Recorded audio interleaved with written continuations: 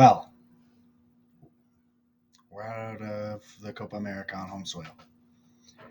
Um, even after losing to Panama in that fashion, I think we all knew, or at least expected, that we would be going out at this point because I don't think we believed that we would beat Uruguay. But even then, I wasn't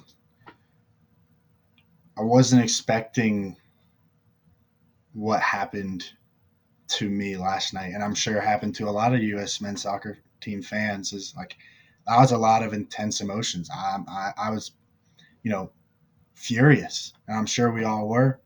And that's why I'm here. I struggled to sleep last night. I had a lot of thoughts, um,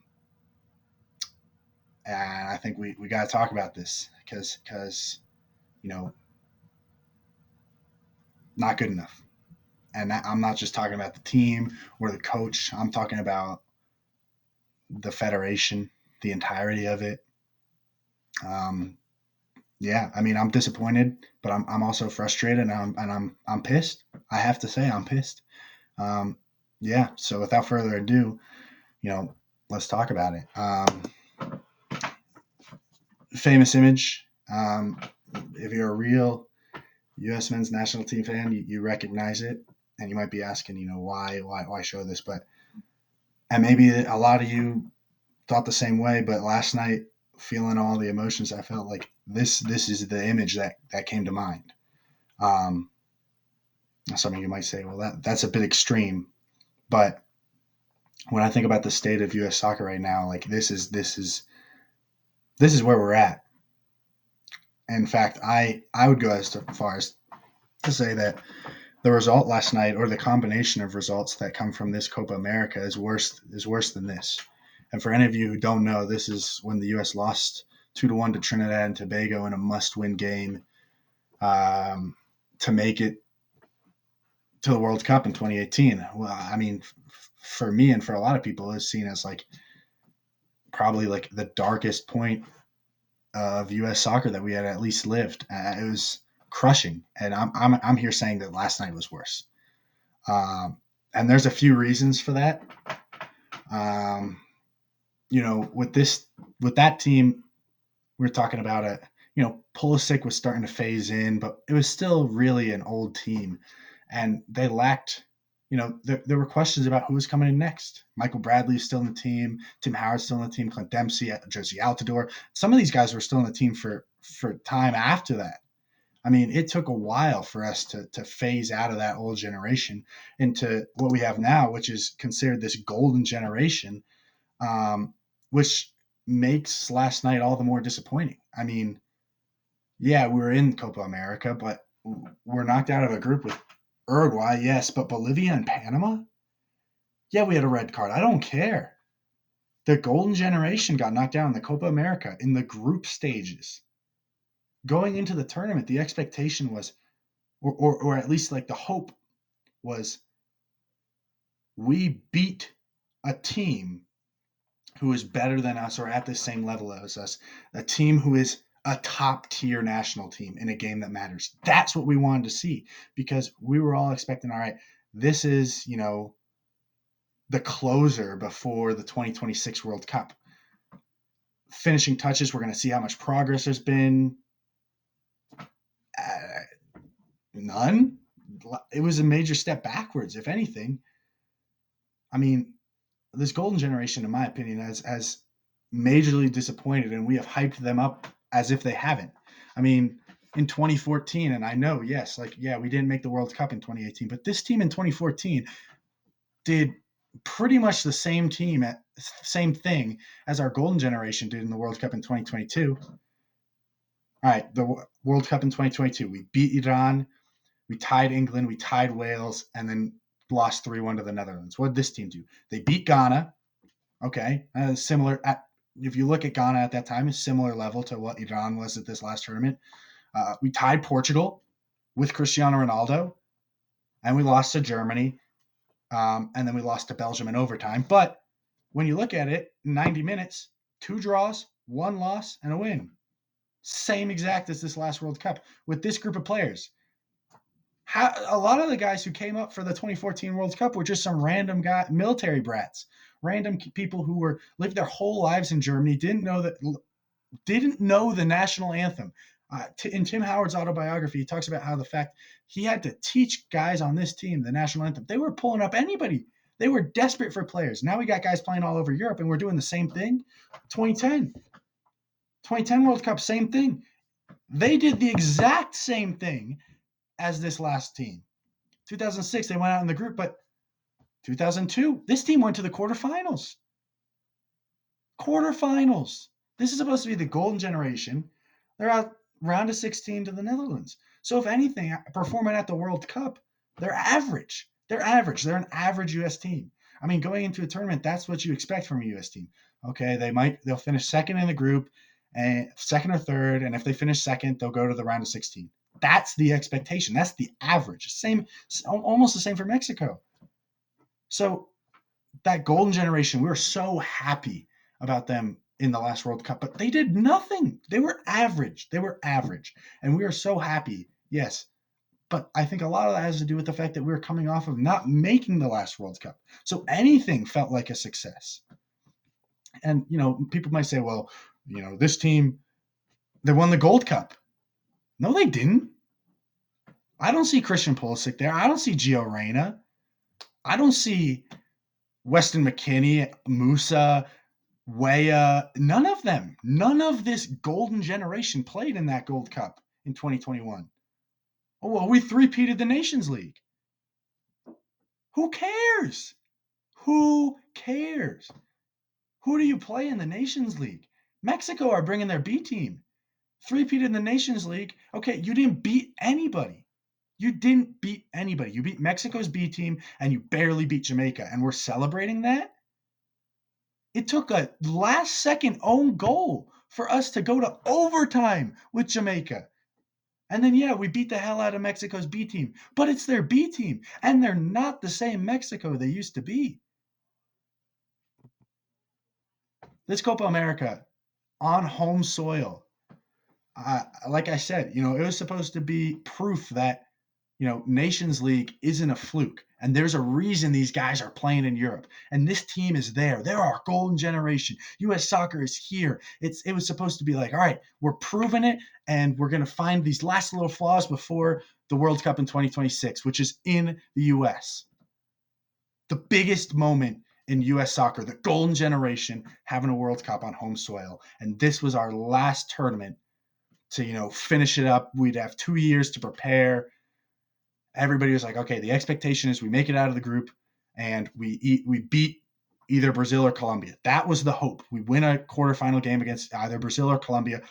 And I said this, I would have been happy if we beat Uruguay in a meaningful game. But the question was, could this golden generation do something that they've never done? Beat a team ranked in the top, whatever it is, 20 in the world, 15 in the world rankings. They're not really real, but it's true. They've played 8 games versus teams ranked in the top 10 or 15 in the FIFA world rankings outside of Mexico. 8 games, 4 losses, 4 draws. 4 losses, 4. They don't beat these teams. They don't win the big games. They beat up on teams that they should. But that's what teams in the past have done. And teams in the past have sometimes pulled off upsets, but they don't. They're average. I think they've underperformed. I think the players are really talented, but I think they've underperformed. And there's a reason why they're not performing to the level. But we should have found it already, because this World Cup is in 2 years now, and we still can't beat anybody. How is this supposed to be the crowning moment, the most important moment in U.S. soccer history, when we can't beat anybody? Now, I know people will want to say, oh, the ref last night, he cost us the game. He cost us the tournament. We still didn't beat Panama. I know we got a red card. We scored and went up 1-0. And then we sat back. I don't care if we're on 10 men. We sat back for 60-ish minutes against Panama. I don't care if we're down a man. We let Panama take the game to us for 60 minutes. And then last night, the ref, maybe that goal is offside. It's close. Maybe. And he made a lot of bad decisions. Made a lot. We still didn't score. Let's say, okay, take the goal away. Take all the bad decisions away, right? It's still 0-0 and we're out. It's not any better. It's not any better. So let's talk about what's going wrong. Is it him? Because a lot of us say it is. Greg Berhalter. He has a lot of issues. I don't trust him as the head coach. I know a lot of people don't. But why? Well, here's one reason. What the hell is that? This comes seconds before. This is like right as the free kick is about to happen that Uruguay score off of to make it 1-0. Seconds before we get scored on. We'll get to that. Why are we telling him it's 1-1? Let's talk about what the situation was last night. We needed to win. We needed to match or better whatever result Panama had. So if Panama drew and we drew, yeah, we're through. So at that point, when it was 0-0 and it was 1-1, yeah, we were going through. But what? We can't sit back. We can't afford to sit back. Let's say both games go on and our game ends first and we don't have a lot of stoppage time and they have a lot of stoppage. Panama scores a late goal after our game's over. What are we supposed to do? Oh, well, we drew Uruguay. We held on. We did what we could. No, we had to win that game. Regardless of what the result in the other game was, we could not afford to sit back on a 1-1. So why are you telling your players that? Even if the message from Greg Berhalter is, look, I'm going to keep you guys updated on the score, but no matter what, we're going for it. We're not going to sit back. If this is just him updating his players and they're not going to sit back, still, I don't get why you tell him that. Because even if the idea is we're still going to push, we're still going to try and win this game, that changes your mentality. And it did. They switched off. They allowed a goal. I don't care if it was offside, but when you look back at that free kick, ball comes in, Uruguay wins the first header, Matt Turner makes a save, they win the second ball. 2 balls off the set piece were won. They were switched off defensively. Switched off. The man marking, you watch back, terrible. They're winning headers over us. They're marking at the back post. They're allowing guys right in. They switched off. They saw this and they're like, deep breath, deep breath. Even if just for a second, they switched off. This is a terrible, terrible mistake by Berhalter. And then let's, talk about this mess that was and I'll talk about the starting lineup eventually, but let's talk about the subs. I know we needed 2 goals. I know we needed 2 goals, and it was late, and you got to make attacking subs. And we'd already subbed off Balogun for Pepe, so we'll ignore that one. But we only made 2 subs. We subbed in 2 more strikers. We took out Musa and Scally for strikers. Okay, so that brings us to a 3-back where Anthony Robinson is playing in a 3-back. And yes, I know we're down 2. But even when, or we need 2 goals. But even when you need 2 goals, you need structure. You need organization. We lost our midfield last night. Everybody was out of position. It was chaos. Nobody knew what they were supposed to be doing. There was 0 instruction. It was like Greg Berhalter was like, okay, who on my bench is a number 9? It was like playing FIFA. You're playing FIFA. Okay, I'm going to sub in all my strikers because I'm losing. This isn't FIFA. You need organization. You need a tactic. You need to be like Josh Sargent. You're going in. You're going to do this. Haji Wright, you're going in. This is what you're supposed to do. There was none of that. They go in. There's a mess. Ream and Richards are sitting back alone. Robinson's over there. Pulisic is basically playing quarterback at this point. He's picking up the ball all over the field. Reyna ghosted at this point in the game. Adams is running back and forth like a madman. McKinney's running back and forth like a madman because they're supposed to be the midfield, and the defense are all the way back here, and the forwards, there's 6 of them, and they're all forward. And then let's talk about Malik Tillman. He has played 0 minutes for PSV this last year. I didn't know who he was when he got subbed in. I figured he was subbing in another striker. I just looked it up. He's a midfielder, 0 minutes, 0 sub appearances for PSV. We have Brendan Aronson on the bench with experience. Brendan Aronson has played in the tournament already. If you want to sub in another midfielder, fine. Take Ream out. Okay, we're going to a 2-back now where Robinson has to play back. That's already terrible. But you're subbing in Malik Tillman over Brendan Aronson? Come on, man. And then what is this starting lineup? Oh, Away is gone. But what is this?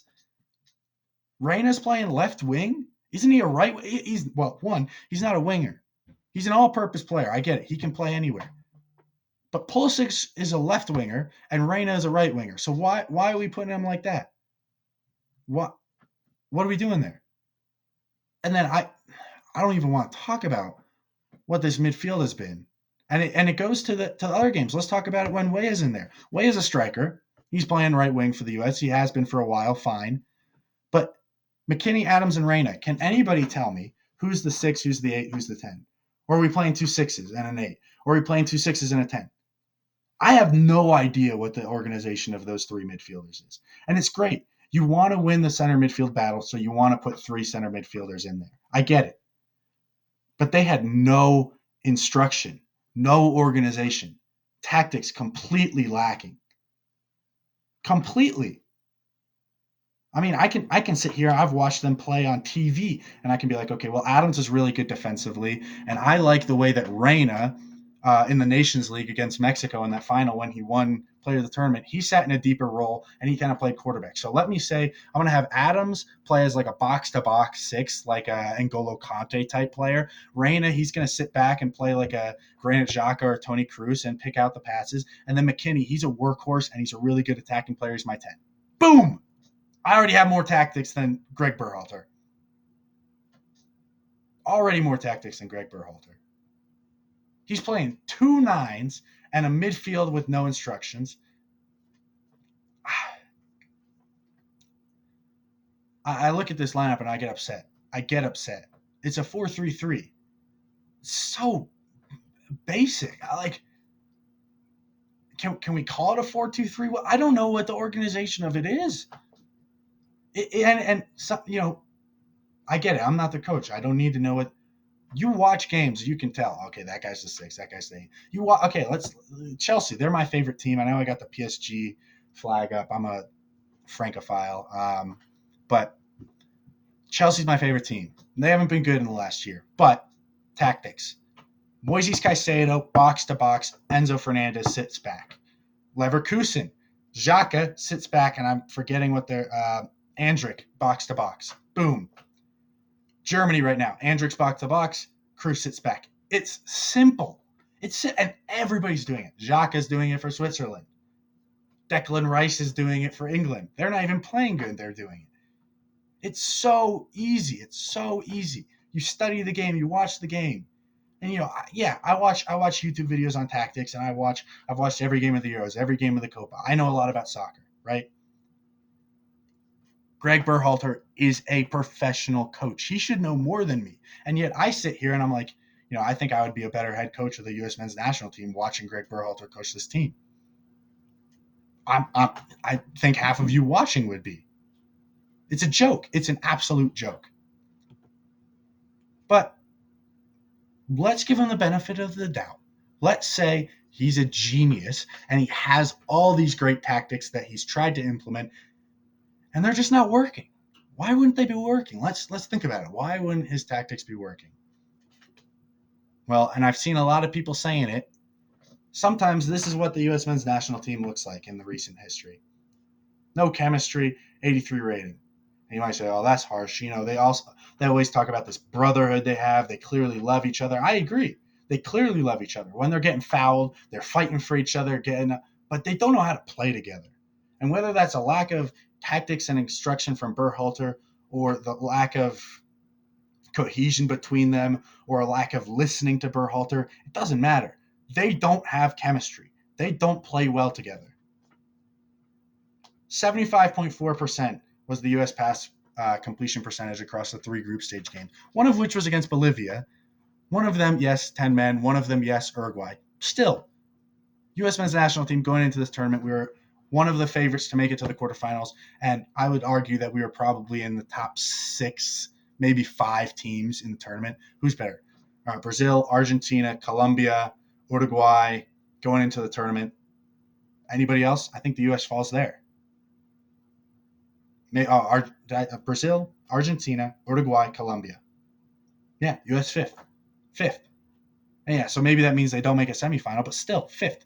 This says they're 14th out of 16 teams in the tournament in pass percentage. I don't care if you got a red card.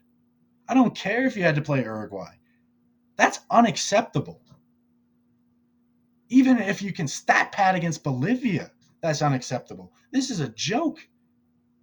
They also had pass percentage of 75.5 in the attacking third worst as well. There's no cohesion, there's no chemistry. And when you watch the game, even last night, I mean, there were points I'm seeing, all right, let's take this long throw quickly. Nobody's paying attention.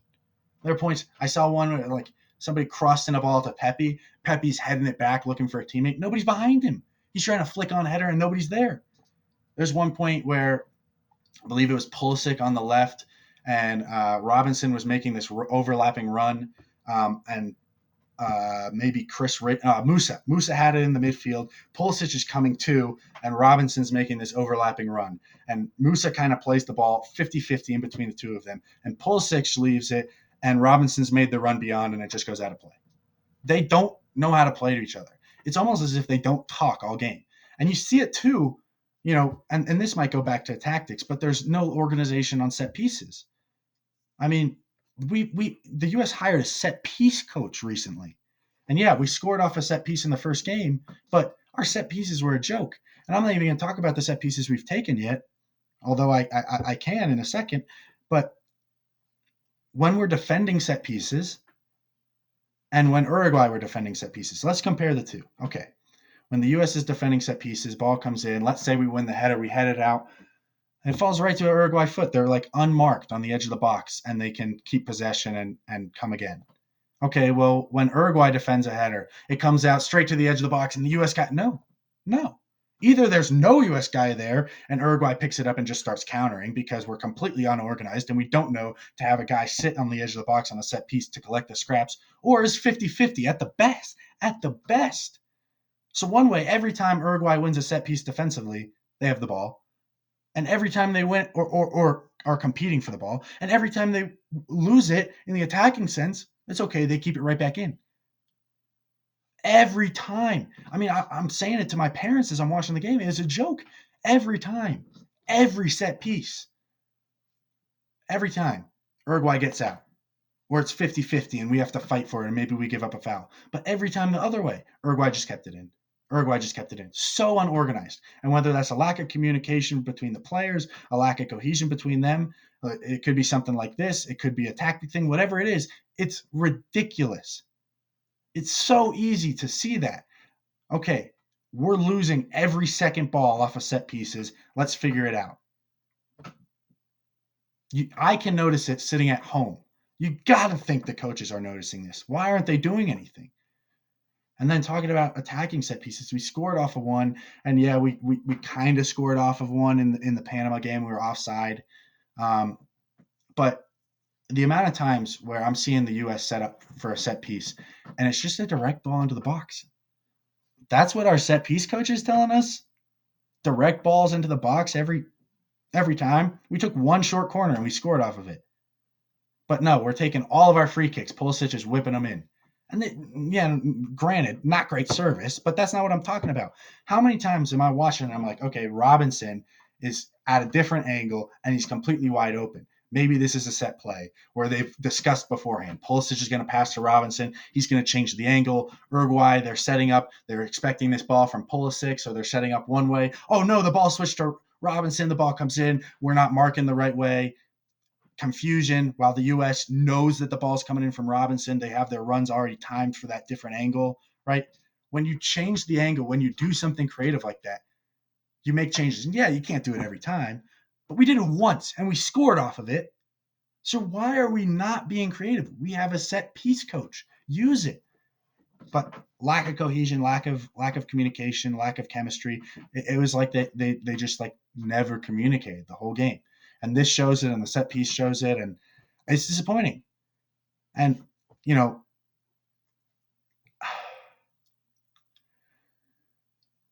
since 2018, when we didn't make the World Cup, this has been the message that we want to change the way that the world looks at American soccer. And you see here, Greg Berhalter preaching it to his team, Pulisic talking about it, this McKinney talking about it, and he's saying that it's kind of like their motto. It's their motto. It's what they're built off of.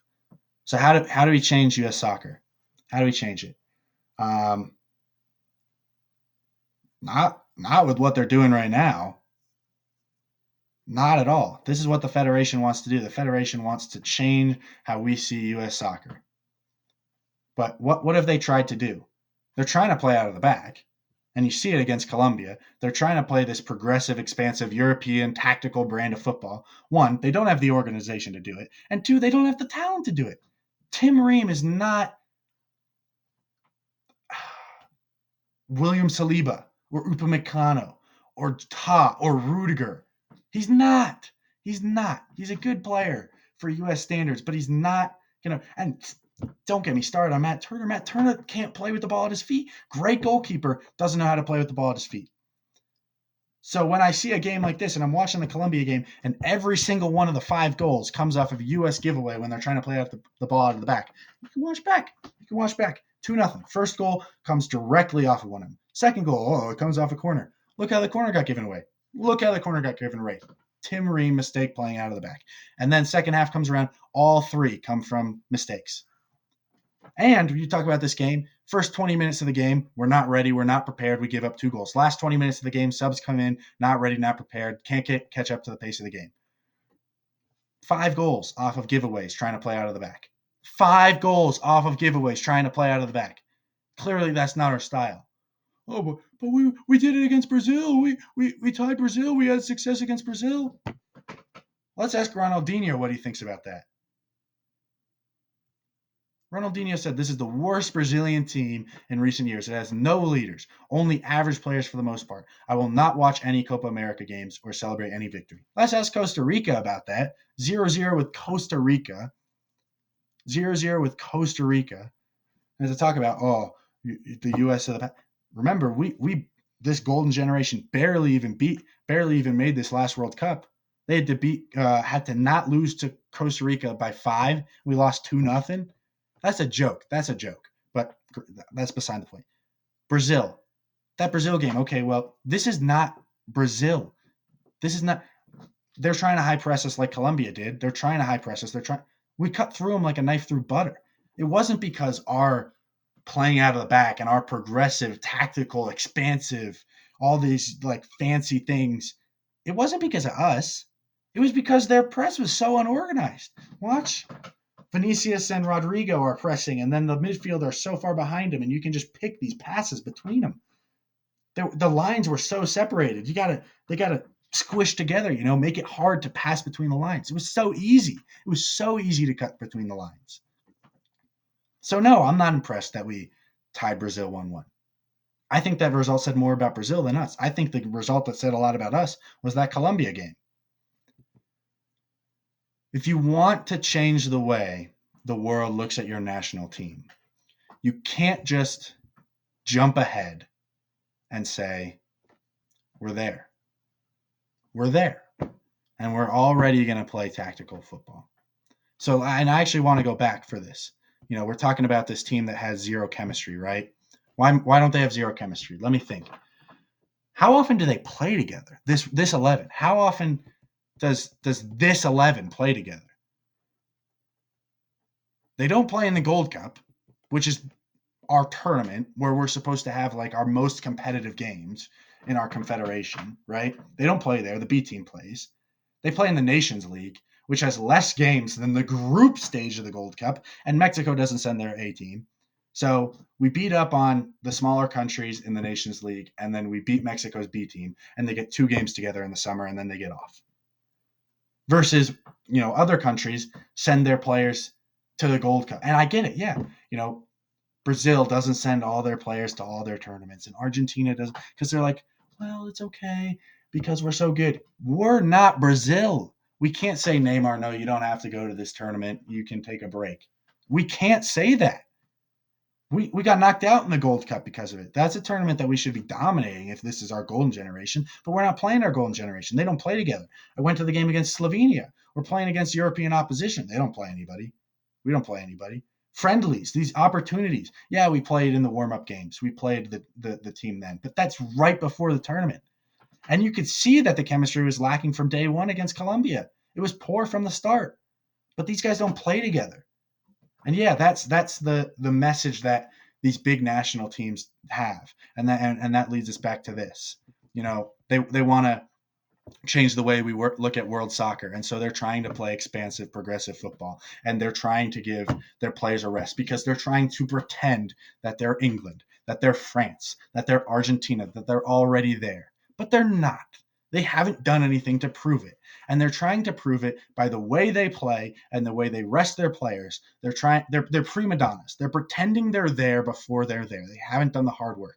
You want to change the way the world looks at US soccer, and now we get back to this. You do it like these five did, okay? Argentina were in the mud. Messi retired from international soccer. They bring in Scaloni.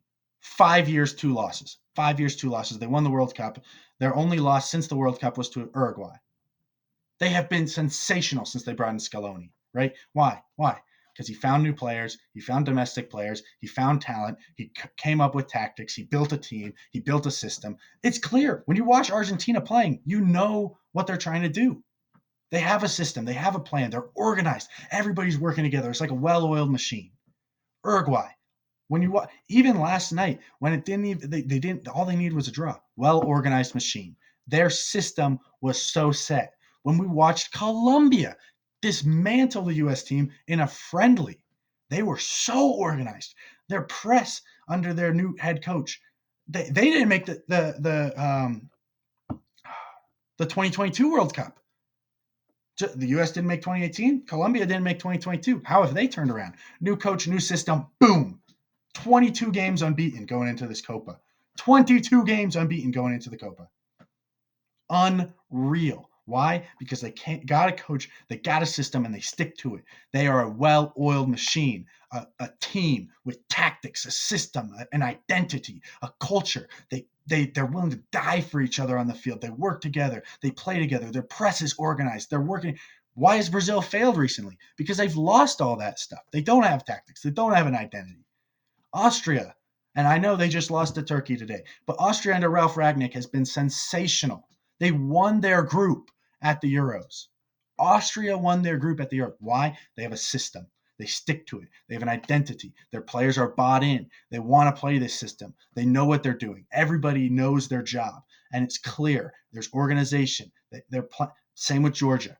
Georgia is the shock of the Euros, and I called it. I called it as well. How did I know? Because when I'm doing my research on these teams, I read Georgia. They've been building up this team for a long time, and they've created this identity, and they were hoping to make the last Euros or the last World Cup, and they fell just short. But they've been working on it for a long time, and they have this identity, and they have this coach, and they're really domestic players. They have chemistry. They're bought in. They have a system. They're the hardest working team in the Euros. Hardest working team in the Euros. That's how they almost beat Turkey. They worked their asses off. That's how they played against Czechia. They worked their asses off. Hardest working team in the Euros. They had an identity and they stuck to it. They had a system and they stuck to it. They had an organization and they stuck to it. That's how you build a program. You come up with an identity, you come up with a system, and you implement it from top to bottom. Your men's national team to your U21s to your U19s, all the way down through your youth programs. Look at Spain. I didn't put them here, but Spain, who's their coach right now? Spain have been struggling since the 2014 World Cup, since they went on that incredible run. And they tried to stick to this old identity, but the new players weren't working, and they're trying to play this way, and it just didn't fit them. So what did they do? They changed their identity. They found what worked for the players that they had, and they got it working. And how'd they do it? They used a youth coach who knew these players really well, and he knew how they played, and he built a system meant for them. So why don't we have a system that is built for our players? Why don't we have a system, period? I look at this team, I see complete disorganization. Uruguay plays like a well-oiled machine. They're a group of players. It's not, what's Darwin Nunez going to do? It's no. Uruguay plays as a team. Colombia plays as a team. Argentina plays as a team. Austria plays as a team. Georgia plays as a team. Spain plays as a team. Germany right now, they play as a team. The best teams in the world have a system. They know their roles. They know how to play together. They know how each player, their individual talents, works for it. But it's all about the team. It's all about the team. The U.S. is a group of individuals. Pulisic is great. Musa's great. Weah's great. Balogun's great. Dest is great. He didn't play, but Robinson, McKinney, Adams, they're great players. They're great players. They don't know how to play together. They don't know what their job is for this U.S. team. They don't. They don't. When they step out on that field, their job is to play their style. But not everybody's style works with everybody else's style. Reyna has to play out of position all the time, and he doesn't know what he's doing. He doesn't know what he's doing. Not because Reyna's not a good player, but because he clearly doesn't have the instruction. He's not being told how to utilize what they want from him. He goes out there and he's trying to play like a defensive midfielder on the wing. Pulisic, I can watch a game from Pulisic and say, okay, well, his best ability, he likes to pick up the ball 2 feet in front of defenders and then turn and run at players. Like, take them on. That's what he likes to do with space. So he wants to receive the ball early, like midfield, and then take on defenders while they're retreating. He did that once in the tournament that I've seen. And he did it a lot against Uruguay at the end, but that's because he was coming so far out of position because he was just trying to win the game on his own. The players weren't put in a position to win. They didn't know their roles. They weren't organized. The system was nowhere to be found. I hope I've made myself clear. I feel like I've said a lot of words, but not substance. But there's no system. There's no organization. The players don't know their roles, and they're not. It's not built for them. Ralph Ragnick, through Red Bull's system, built a team and created a group of players that can play his system. Scaloni plays a system that fits for his players. Uruguay, Colombia, Georgia, they play systems that work for the players they have. Everybody knows their roles, everybody knows their job, and they know how their own strengths play into the team. That US team doesn't have that. They don't. They don't. And whether that's because they don't play together, because whatever the federation or Berhalter decides to give them breaks and not play them in the Gold Cup and only in the Nations League, and they only play against mediocre opponents, whether it's that or whether it's the fact that maybe the players just aren't good enough. I don't think that's the case. Maybe it's Berhalter, maybe there's no tactics, whatever it is. There's no organization, there's no system, and the players don't know their roles or they're not doing them. And something needs to change because you have to have an identity. You have to have a system. You have to have an organization to win. You have to. You have to be a team. You have to be a machine. You have to work together. There has to be cohesion. There has to be chemistry. You can't win with individuals. You can't. It doesn't happen. It doesn't. Not anymore. Not at this level. It's about tactics. It's about systems. It's about organization. It's about knowing your job and doing your job. And the U.S. doesn't have that. And to finish off, you know, I talked a lot about the U.S. men's national team at the top, but a lot of this starts from the bottom. You want your youth players to be going in and know this is what U.S. men's national team soccer looks like, and we're building you for it. But our youth programs are a joke. All of our players come from Europe. They come from systems in Europe. We play so many military kids because our system in the U.S. is a joke, and that's Latin. It has to be said that the sport is expensive, very expensive. For example, in order for my children to play in a good football team, I have to pay $300 or $3,500 per child. It is not for the figure, but for the whole concept. I dislike it very much because not everyone has the money needed, and the sport should be something for everyone because it unites people of whatever origin. I'm going to move myself because I got players here. Messi grew up poor. Mike Tyson grew up poor. Gabriel Jesus, he was painting the streets of Brazil before the World Cup in 2014. He was painting the streets for Brazil, and then he played in 2018. Grew up poor. LeBron James grew up poor. Cristiano Ronaldo, everybody knows. He grew up really, really poor. In the U.S., none of these players would be able to happen. If LeBron James wanted to play soccer, too bad. In the U.S., basketball is readily available to anybody. At the highest level, anybody can play. Football, our biggest sport, anybody can play. But soccer, the biggest sport in the world. Football, Cristiano Ronaldo, poor. He'll be the first one to tell you, Messi didn't grow up with a lot of stuff. These guys didn't have money. They wouldn't have been able to become professional footballers in the United States. How many world-class talents are we missing out on? And that's not even talking about like the organization of it at all. There's a lot wrong with the U.S. Federation. I just wanted to include this piece at the end because I think it's a big part of it. But when I look at that group of players, I do see a lot of talented players, and I do see the golden generation of U.S. soccer, but it's being mismanaged. U.S. teams of the past had identities. They did. You can look back. They were tough. They were hard nosed. They were going to outwork you to every ball. They were going to stay organized defensively, and they were going to beat you on set pieces. That's an identity, and they stuck to it, and every player knew his role. That's why those teams that of lesser players did more than this current team has. So I don't know if it needs to be a coach fire or a federation shift or whatever it is, but they need an identity. And unfortunately, I don't think that 2 years is enough time for an identity.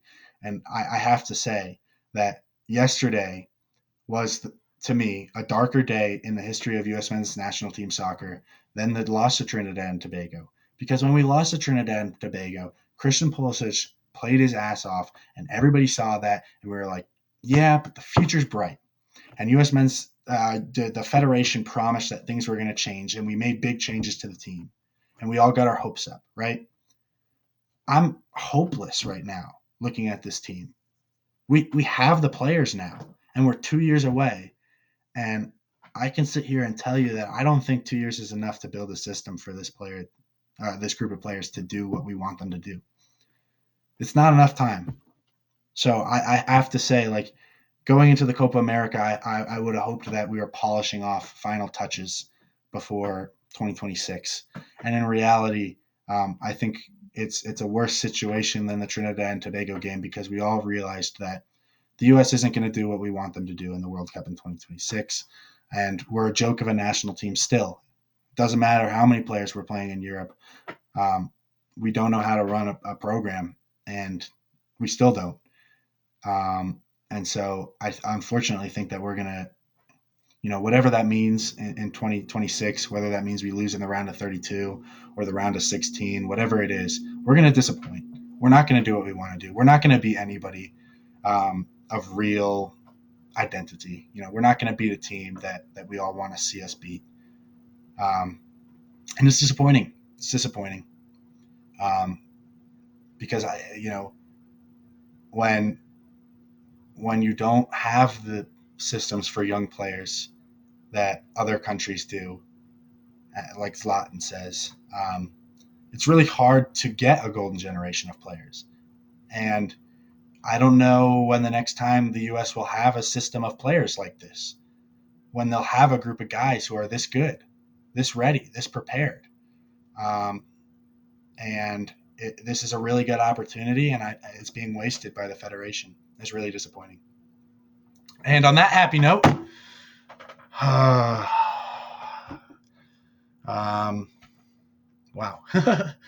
I got to make a video on the Euros round of 16 and quarterfinals. That's probably going to have to be pushed to tomorrow. Copa America finished during the time I was finishing this video. The group stages. So video on group stage reaction and knockout phase prediction. That'll be coming. And then quarterfinals predictions. I'm not going to predict semifinals and finals anymore. I'm not going to allow myself to just predict the rest of the tournament every time I want to. But we are going to react to the round of 16, and we're going to look at the quarterfinals. Looking forward to talking about that Austria-Turkey game that happened today. But yeah, as a U.S. men's national team fan and somebody who picked Romania and Austria to win and Austria to go all the way to the finals, it's been a rough last 24 hours of football for me. I hope that the U.S. men's national team will turn it around, but I doubt it. For now, this has been Salebo Football, and I'll catch you in the next one.